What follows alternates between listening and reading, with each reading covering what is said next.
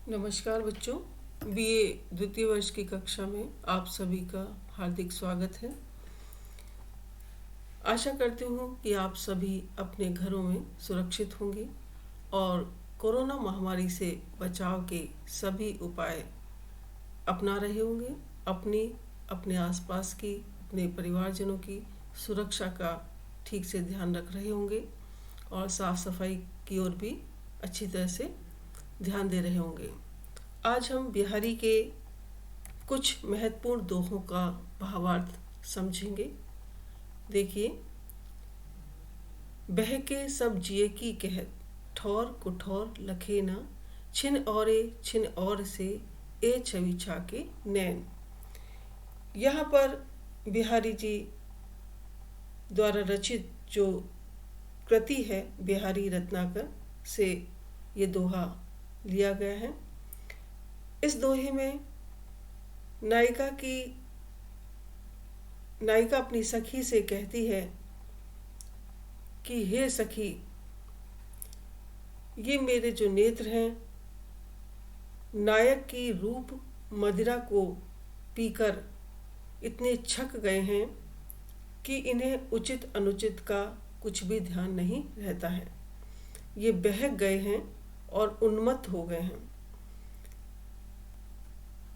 छिन और से ए छवि छाके न, कि ये मेरे मन की सारी बात प्रकट कर देते हैं। पल पल उनकी ओर देखते रहते हैं। ये इनकी स्थिति ऐसी हो गई है कि क्षण भर में कुछ और क्षण भर में कुछ और हो जाते हैं, दूसरी प्रकार के हो जाते हैं। इन्हें अपना कुछ भी होश नहीं है, ध्यान नहीं है। जिस तरह से मदिरा के उन्माद में व्यक्ति अपने हृदय की सब बातें उगल देता है, उसे अपना होश नहीं रहता, उसे लोक मर्यादा का ध्यान नहीं रहता, उसी प्रकार नायक की शोभा रूपी मदिरा से उन्मत्त हुए नायिका के नेत्र अपने हृदय में छिपे हुए प्रेम को प्रकट कर रहे हैं। इस दोहे में अतिशयोक्ति और रूपक अलंकार हैं। दूसरा दोहा है, अजो तर्यो न ही रहो, श्रुति सेवत इक रंग, नाक बास बेसर लयो, बसी मुक्तन के संग। इस दोहे में कवि बिहारी ने सत्संग की महिमा का वर्णन किया है और भक्ति की महत्ता पर जोर दिया है और बाहरी दिखावे पर उन्होंने आडंबर पर व्यंग किया है। यहाँ कवि कहते हैं कि तर्योना होता है कान का आभूषण। उसको संबोधित करते हुए कवि कहते हैं कि हे तर्योना, अर्थात हे कर्णाभूषण, तू भगवान के चरणों में भगवान के कानों की सेवा करता रहा, तो भी तू अब तक तर्योना ही रहा। तर्योना कान का जो आभूषण होता है वो नीचे की ओर लटकता रहता है। तो कवि कहते हैं कि तू तर्योना ही रहा, अर्थात अधोवर्ती रहा, निकृष्ट संसारी जीव बना रहा। अर्थात तूने भगवान के कानों की सेवा की तो भी तेरा उद्धार नहीं हुआ। जबकि नाक बास बेसर लयो, बस मुक्तिन के संग, जबकि मोतियों के साथ रहने वाली नाक की बेसर कहते हैं नाक का आभूषण, नथ जिसको कहते हैं, नाक रूपी श्रेष्ठ स्थान को प्राप्त कर लेती है।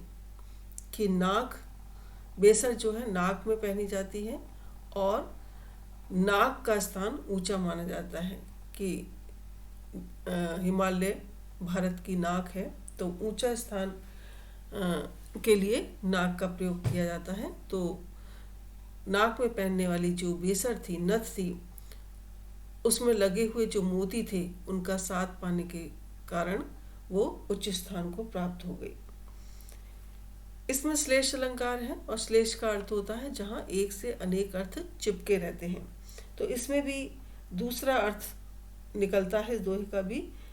कवि कहता है कि जैसे कोई सगुण ईश्वर के सगुण रूप का उपासक कोई वैदिक भक्त का उपहास करते हुए कहता है कि जो वेदों को मानता है, वेदों का अध्ययन करता है, कि तुमने अब तक वेदों का अध्ययन किया है, इस कारण तुम अब तक संसारी व्यक्ति ही बने हो। वेदों में निहित ज्ञान को तुमने अपने जीवन में नहीं उतारा है। तुम्हारे अध्ययन से तुम्हें क्या लाभ हुआ है? अर्थात कोई लाभ नहीं हुआ। हे ढोंगी आडंबरी व्यक्ति, जिन लोगों ने मुक्त तपस्वियों के साथ रहकर भक्ति की है, संत लोगों की, मुक्त पुरुषों की संगति की है, उन्हें तो नाक बास अर्थात स्वर्ग का निवास प्राप्त हो गया है। नाक का एक अर्थ स्वर्ग भी होता है, कि उन्हें स्वर्ग में स्थान प्राप्त हो गया है मुक्त पुरुषों की संगति करने के कारण। जबकि तुम वेदों का अध्ययन करते रहे, वेद पाठी ही बने रहे और संसारी जीव बने रहे। वेदों में जो ज्ञान बताया गया है, जो मार्ग बताए गए हैं, उनका अनुसरण तुमने नहीं किया, उन उपदेशों को अपने जीवन में नहीं उतारा। कहने का भाव क्या है कि नाक की अपेक्षा कान का स्थान ऊंचा होता है। कान ज्ञान का प्रतीक है, परंतु कान में पहनने वाला जो आभूषण है वो बहुत ही साधारण मूल्य का होता है, जबकि नाक की बेसर नथ मूल्यवान होती है, कीमती होती है। कवि का कहने का तात्पर्य ये है कि जीवन भर वेदों का अध्ययन करते रहने पर भी, ज्ञानवान होने पर भी व्यक्ति का उद्धार नहीं हो पाता है। संसार से मुक्ति पाने की इच्छा रखने वाले व्यक्ति को श्री कृष्ण की सगुण भक्ति करनी चाहिए। मुक्त संतों की, मुक्त पुरुषों की, संतों की संगति करनी चाहिए। ऐसी भक्ति ही बेसर अर्थात बिना सिर पैर के साधारण मनुष्य भी उनकी संगति के परिणाम स्वरूप स्वर्ग प्राप्त कर लेते हैं। यहाँ पर इस दोहे में सत्संगति की प्रशंसा की गई है, आडंबरों का विरोध किया गया है, श्लेष रूपक और व्यतिरेक अलंकारों का प्रयोग यहाँ पर हुआ है। तुलसीदास जी ने भी कहा है, संसर्गजा दोष गुणा भवन्ति, अर्थात सत्संग से दोष भी गुण बन जाते हैं। सत्संग की महिमा सभी ग्रंथों में गाई गई है और संत पुरुषों की संगति सदैव करनी चाहिए। अगला दुआ है, बेधक अनियारे नयन, बेधत करी न निषेध, बरवट बेदत मोहियो, तो नासा को वेद। यहाँ पर बिहारी जी ने नायक द्वारा नायिका के रूप सौंदर्य का अद्भुत चित्रण किया है। नायिका के संपूर्ण सौंदर्य को लक्षित करते हुए नायक कहता है, हे नायिका, तेरे जो ये नुकीले नेत्र हैं वो तो बहुत ही बेधक अर्थात नुकीले हैं। बेधक अन्यारे नेत्र, तेरे ये नेत्र जो हैं बेधने वाले हैं। अन्यारे माने नुकीले हैं। बेधत करी न निषेध, अतः वे अपने कर्तव्य के विरुद्ध कोई अनुचित कार्य नहीं करते हैं। कि जो नुकीली चीज होती है वो चुभती है, बेधती है, चोट पहुंचाती है, तो नेत्र भी नुकीले हैं, इसलिए वो जो कार्य कर रहे हैं वो उचित है। वो अपने अनुसार ही कार्य कर रहे हैं, अपने गुणों के अनुसार ही कार्य कर रहे हैं। बरबट बेदत मोहियो, तो नासा को वेद, परंतु तेरी जो नासिका का, नाक का जो छेद है वो बरबस ही मेरे मन को वेध रहा है। कि नेत्रों का काम है अपनी ओर आकर्षित करना, और वे नुकीले हैं और नुकीले चीज चुभती है, गढ़ती है, तो तेरे जो ये नुकीले नेत्र हैं वो मेरे हृदय में चुभ रहे हैं या मुझे आकर्षित कर रहे हैं। परंतु मुझे आश्चर्य इस बात का है कि तेरे नाक का छेद भी मुझे बरबस अपनी ओर आकर्षित कर रहा है। कहने का भाव क्या है कि नाक का छेद तो स्वयं ही बिधा हुआ है, अतः स्वयं ही बिधा हुआ है अपने आप में, उसका काम वेदना नहीं है, फिर भी वो हृदय को वेध रहा है। फिर भी नाक के उस छिद्र की ओर मेरी दृष्टि बार बार जाती है और मेरा आकर्षण उस ओर बढ़ जाता है। इस तरह नायिका के सारे अंगों की शोभा जो है हृदय को भेद रही है, नायक को अपनी ओर आकर्षित कर रही है, और नायिका का जो नाक का छेद है वो भी बरबस अपनी ओर आसक्त कर लेता है। इस दोहे में नायिका के अंगों की सुंदरता, नायक की आसक्ति का चमत्कारी वर्णन हुआ है। यमक और विभावना अलंकार का प्रयोग है। विभावना अलंकार कहाँ होता है? जहाँ कारण के बिना ही कार्य की उत्पत्ति हो रही हो, कि नाक का कार्य, नाक के छिद्र का कार्य वेदना नहीं है, परंतु फिर भी वो वेद रहा है, तो यहाँ विभावना अलंकार है। यमक अलंकार जहाँ एक शब्द दो बार आए, दो से अधिक बार आए, परंतु हर बार उसका अर्थ भिन्न हो, वहाँ पर यमक अलंकार होता है। तो यहाँ पर यमक अलंकार है। कहत नटत रीछत खिचत, मिलत खिलत लजियार, भरे भौन में करत हैं नैनन ही सो बात।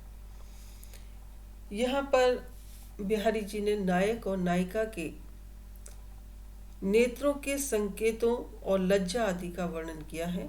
इसमें श्रृंगार रस के अनुभवों की बहुत सुंदर अभिव्यक्ति हुई है। नायक नायिका आपस में इशारों में ही बातें कर रहे हैं।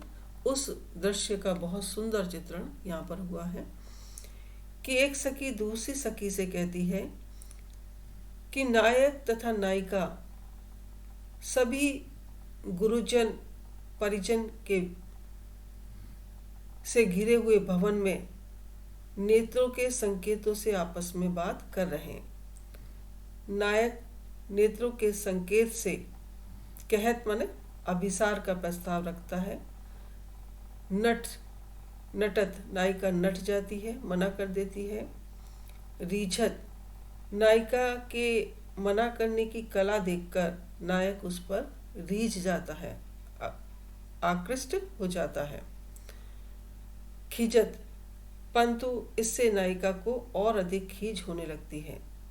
इस तरह संकेत करते रहने से जब उन दोनों के नेत्र प्रेम से मिल जाते हैं तो वे भी प्रसन्न हो जाते हैं।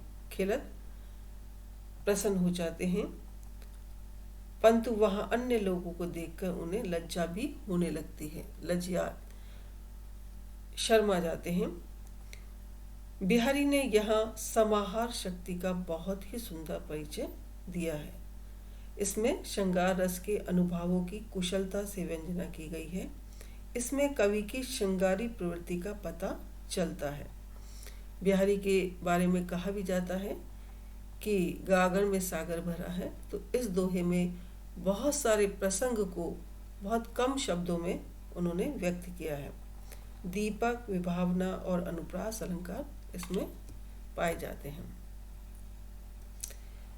आगे देखिए, जगत जनायो जिहि सकल, सो हरि जान्यो नाही, जो आँखें सब देखिए आँखें न देखी जाए। भक्ति से संबंधित ये दोहा है। यहाँ पर बिहारी जी किसी आत्मज्ञानी व्यक्ति को समझाते हुए कहते हैं कि जिस परमात्मा ने जगत जनायो, जिस परमात्मा ने संपूर्ण इस जड़ चेतन संसार को इंद्रिय ज्ञान का विषय बनाया, उसी परमात्मा को तुम नहीं जानते। जिस परमात्मा ने इस संपूर्ण जड़ चेतनमय संसार का परिचय हमें कराया, उस परमात्मा को हम नहीं पहचानते हैं। जो आँखें सब देखिए आँखें न देखी जाए। उदाहरण देते हुए समझाते हैं कि जैसे आँखें सब कुछ देख लेती हैं, सबको देख लेती हैं, आँखें न देखी जाए, परंतु आँखें अपने आप को नहीं देख पाती हैं। कहने का भाव क्या है कि यह सारा संसार जो है ईश्वर का बनाया हुआ है, रचा हुआ है, वही उसे उत्पन्न करता है और वही इसे ज्ञान का विषय बनाता है, दिखाता है, परंतु स्वयं वह ब्रह्म जो है दिखाई नहीं पड़ता, वो अगोचर है। अदर्शनीय है। यहाँ पर अनुप्रास, दृष्टांत और विरोधाभास अलंकार है। ब्रज भाषा तो बिहारी की है ही, तो सभी दोहों में ब्रज भाषा पाई जाएगी। दीर्घ सांस न ले ही दुख, सुख साई न भूल, दई दई क्यों करत है, दई दई सुख कबूल। कोई गुरु अपने विपत्तिग्रस्त शिष्य को या किसी अपने मित्र को समझाते हुए कहता है कि कोई मित्र जो है बहुत दुख में है और वो बहुत विचलित हो रहा है, बहुत पीड़ित है, दुखी है, तो उसका मित्र उसे समझाता है कि दीर्घ सांस न ले ही दुख, सुख साई न भूल, कि हे मित्र, दुख में तू लंबी लंबी सांसें मत भर, आहे मत भर, सुख साई न भूल, और सुख आने पर उस साई मतलब ईश्वर को, परमात्मा को, स्वामी को मत भूल। दई दई क्यों करत है, दई दई सु कबूल, कि हाय देव क्यों चिल्लाता है, दई दई सु कबूल, जो कुछ उसने दिया है उसे प्रेम से स्वीकार क्यों नहीं करता। कि जिस परमात्मा से तू सुख की आशा करता है, यह दुख भी उसी का दिया हुआ है, इसलिए जिस प्रकार तू सुख को प्रेम से स्वीकार करता है, उसी प्रकार उसके द्वारा दिए गए दुख को भी प्रेम से स्वीकार कर ले। कबीर ने भी इसी प्रकार के भाव व्यक्त किए हैं। दुख में सुमिरन सब करे, सुख में सुमिरन करे न कोई, जो सुख में सुमिरन करे तो दुख काहे को होई। यहाँ भी यमक और पुनरुक्ति प्रकाश अलंकार है।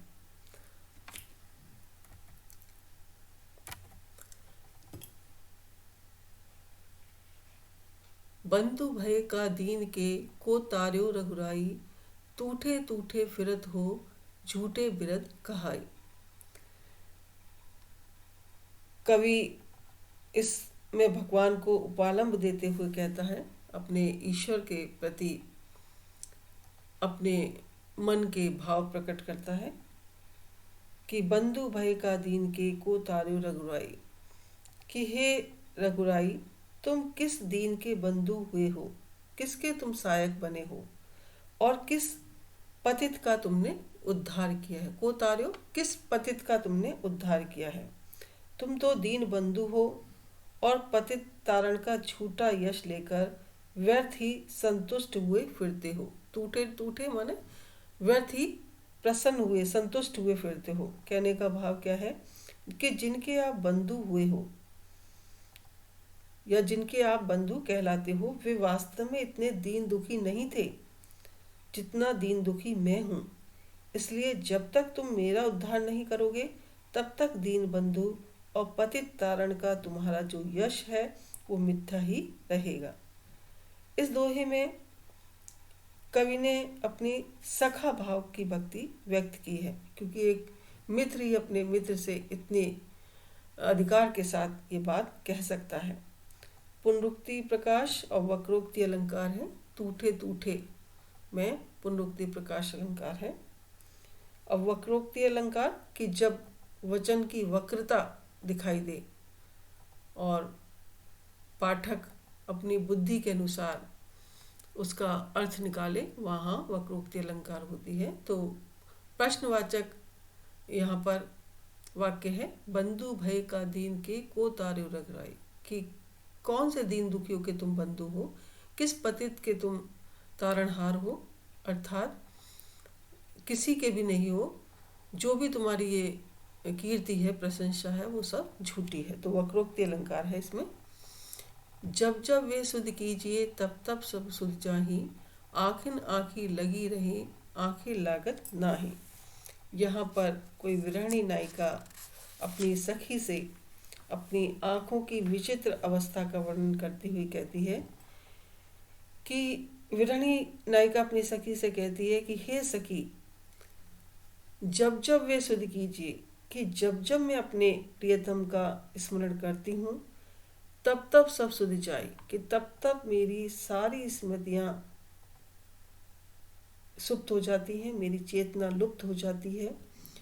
आँखन आँखी लगी रहे, आँखें लागत नाही। और इस प्रकार इस दशा में मेरी जो दृष्टि है, मेरी जो आंखें हैं, वो प्रियतम के रूप सौंदर्य की ओर लगी रहती हैं। इस कारण मेरी आंख लग नहीं पाती।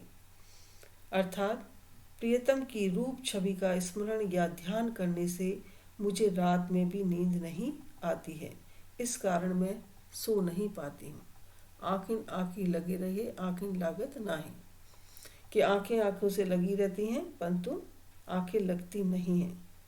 तो यहाँ पर पुनरुक्ति प्रकाश यमक अलंकार का प्रयोग है और नायिका की विरह व्यथा का बहुत ही सुंदर और भावपूर्ण चित्रण इस दोहे में हुआ है। धन्यवाद।